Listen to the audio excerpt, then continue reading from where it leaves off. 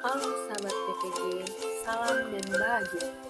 Perkenalkan, nama lengkap saya M. Adelhid Gadia, biasa disapa dengan Adel. Saya mahasiswa program pendidikan profesi guru, pendidikan bahasa dan sastra Universitas Nusa Cendana. Kali ini saya akan menjelaskan tentang panduan observasi perkembangan peserta didik. Ikuti saya ya. Teman-teman, sebelum saya akan menjelaskan tentang panduan observasi perkembangan peserta didik, kita perlu tahu bersama apakah itu perkembangan peserta didik. Nah, perkembangan peserta didik dapat diartikan sebagai suatu ilmu pengetahuan yang mempelajari tingkah laku manusia yang dimulai dengan periode masa bayi, masa anak pemain, masa anak sekolah, masa remaja, sampai periode adolescence menjelang seorang anak dewasa. Terdapat beberapa penelitian menurut para ahli, yaitu teori perkembangan kognitif menurut Piaget, teori psikoanalitik menurut Freud, teori psikoanalitik menurut Erikson, teori perkembangan belajar sosial, dan juga teori perkembangan perseptual menurut Podolsky. Terdapat beberapa aspek-aspek pengamatan yang terdapat pada panduan observasi perkembangan peserta didik. Aspek-aspek tersebut ialah 1. Perkembangan fisiologi, 2. Perkembangan psikologis, 3. Motivasi belajar, 4. Etnik dan kultural, 5. Perkembangan motorik, 6. Kemampuan awal, 7. Status sosial, 8. Minat, 9. Gaya belajar. Aspek yang pertama adalah perkembangan fisiologi. Perkembangan fisiologi merupakan perubahan bentuk fisik yang terjadi pada peserta didik. Perkembangan fisiologi dilihat dari 1. Pertumbuhan berat badan siswa, 2. Tinggi badan siswa, 3. Kerapihan rambut, 4. Penglihatan, 5. Pendengaran.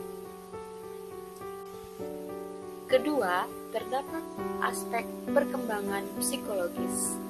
Perkembangan psikologis dapat diartikan dengan perkembangan kondisi psikis, mental, dan juga kemampuan yang dimiliki oleh peserta didik. Yang pertama, ada perkembangan kognitif. Perkembangan kognitif merupakan perkembangan yang menunjukkan kemampuan berpikir yang dimiliki oleh peserta didik. Perkembangan ini ditandai dalam beberapa bentuk. Pertama, siswa mampu menyimpulkan refleksi dan apresiasi pembelajaran, siswa mampu menyimpulkan materi pembelajaran, siswa mampu mendemonstrasikan tugas di depan kelas, siswa mampu mengaitkan antar materi, siswa mampu memberikan argumentasi saat diskusi, siswa mampu memberikan contoh sesuai dengan pengalaman sendiri, dan juga siswa dapat menunjukkan bakat di depan teman-temannya.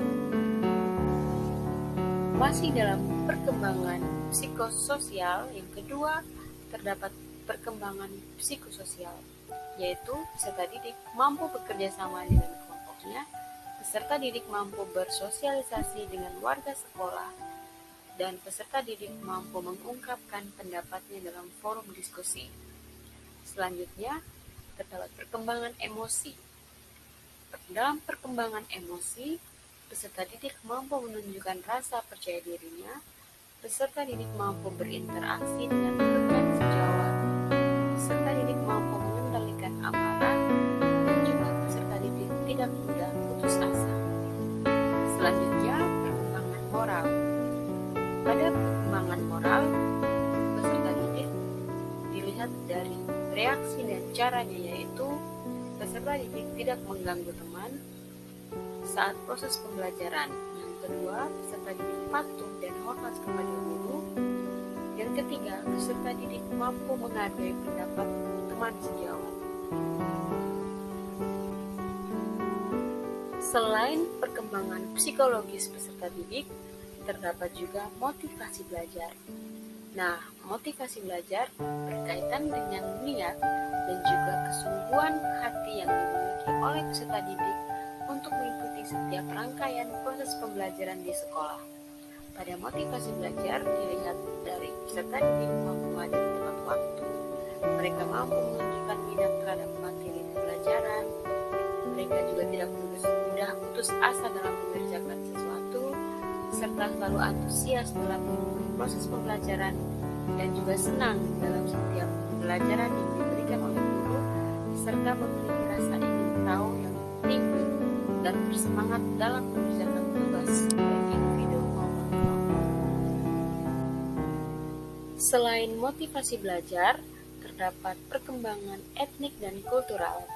Nah, pada perkembangan etnik dan kultural dilihat dari beberapa aspek yang dimiliki oleh peserta didik, yaitu mereka mampu menghargai etnik sesama teman, mereka juga menghargai keberagaman budaya sesama teman, mereka juga menghargai keberagaman agama antar sesama teman, serta mereka juga belajar tentang tradisi, adat istiadat, tarian, maupun lagu daerah yang dimiliki oleh teman-teman. Selanjutnya, terdapat perkembangan motorik, kemampuan awal, dan juga status sosial. Perkembangan motorik dilihat dari peserta didik dapat menggerakkan anggota tubuhnya dengan baik dan juga mereka memiliki fungsi gerak tubuh seperti mampu berjalan, berlari, dan melompat. Selanjutnya, perkembangan kemampuan awal. Perkembangan kemampuan awal dapat dilihat dari peserta didik mampu mempersiapkan diri sebelum memulai topik baru, atau mereka mencari referensi tentang topik yang akan dibahas dalam kegiatan pembelajaran. Selain itu, peserta didik juga turut aktif dalam menjawab pertanyaan awal dari guru saat kegiatan pembelajaran. Selanjutnya, perkembangan status sosial.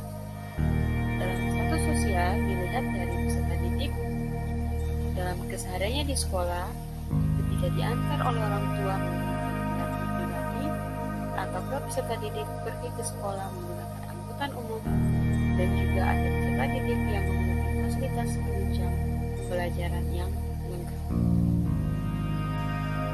Berikutnya, terdapat perkembangan minat dan juga gaya belajar. Pada perkembangan minat, dilihat dari peserta didik suka dengan media yang digunakan guru saat kegiatan pembelajaran, mereka juga senang ketika guru menggunakan media teknologi, serta mereka juga memiliki rasa ingin tahu dan bertanya kepada guru jika tidak bisa menjawab pertanyaan, dan mereka sudah memiliki semangat untuk mengikuti kegiatan pembelajaran di dalam kelas. Selanjutnya, perkembangan gaya belajar. Pada perkembangan gaya belajar dilihat pada peserta didik yang mampu mengekspresikan diri melalui komunikasi dengan sesama teman. Selain itu, mereka juga dapat duduk dengan tenang dengan waktu yang lama pada saat proses pembelajaran di kelas. Serta mereka juga suka berdiskusi dan senang berbicara, dan mereka cenderung menggunakan gaya belajar seperti visual, audio visual, dan juga kinestetik. Nah, setelah dijelaskan beberapa aspek-aspek dalam tahapan perkembangan peserta didik, sekarang tibalah kita pada kesimpulan. Di sini merupakan bagian akhir dalam penilaian untuk panduan observasi perkembangan peserta didik yang dibuat. Nah, terdapat poin-poin keterangan di mana poin 1 menunjukkan keterangan yang tidak baik, sedangkan poin 2 keterangan kurang baik, poin 3 keterangan baik, dan poin 4 keterangan sangat baik. Terima kasih teman-teman karena sudah mendengarkan